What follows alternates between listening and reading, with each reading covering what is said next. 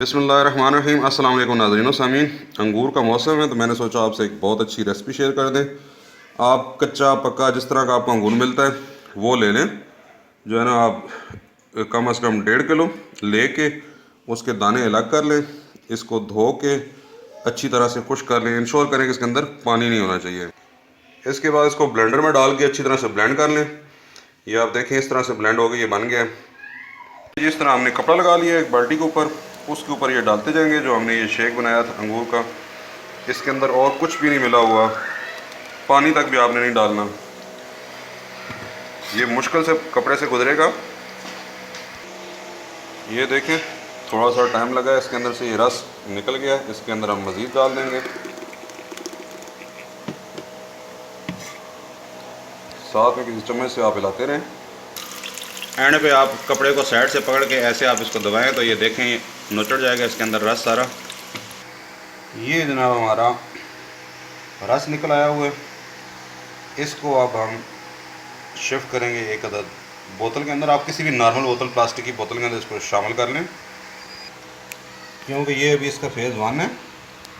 अभी हम इसको फर्मेंटेशन प्रोसेस के लिए रखेंगे। तकरीबन हफ्ता से 10 दिन लग जाते हैं। उसके बाद अच्छी बोतल में शिफ्ट करने के लिए फ़ेज़ 2 होगा, वो मैं आपको बताऊंगा। ये हमने बोतल ले ली प्लास्टिक की, खुश्क है। ये आप इंश्योर कर लेंगे ये खुश्क होनी चाहिए। अभी हम इसके अंदर इसको शिफ्ट कर देंगे। इसके लिए जो अगली चीज़ चाहिए ये हमने ले ली है जी 1 ग्राम जो है ना, वो हमने इंस्टेंट यीस्ट ले ली है, यानी कि खमीर ले ली है, जो आपके नान और बाकी चीज़ों बेकरी आइटम में इस्तेमाल होता है।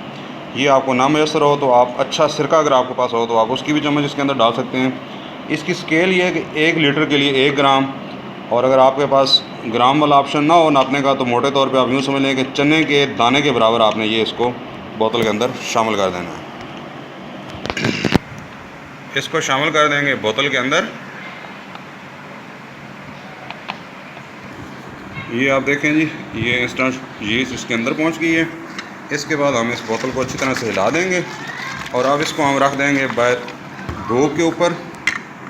इसको जी हम बाहर धूप में रख देंगे। और जो दूसरी अहम चीज़ इसके साथ करने वाली है वो ये है कि 3 से 4 घंटे के बाद एक दफ़ा आपने इसका आराम से ढक्कन खोल के, ताकि जो इसके अंदर गैस बने उसको निकाल देना और उसके बाद फिर ढक्कन बंद करके हिला के रख देना है। ये काम आपने इतने दिन करना है, नॉर्मली 7 से 10 दिन लगते हैं जब तक इसके अंदर गैस बनना ख़त्म ना हो जाए। ये जी इसके अंदर गैस बननी ख़त्म हो गई है। इसको भी हम जो है ना वो छान लेंगे। इसको जी इस तरह से कपड़े को हम डबल करके इसके अंदर इसको छान लेंगे।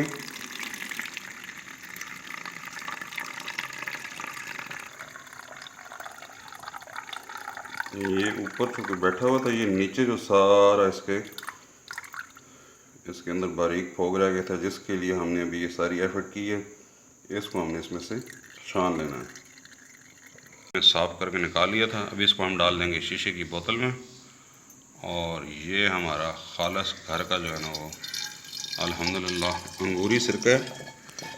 ये आपको बाज़ार में किसी सूरत नहीं मिल सकता, क्योंकि आप जो बाज़ार में लेते हैं 120-130 रुपए की बोतल, वो मतलब मुमकिन ही नहीं है कि आपको खालिस सिरका उसमें मिल सके।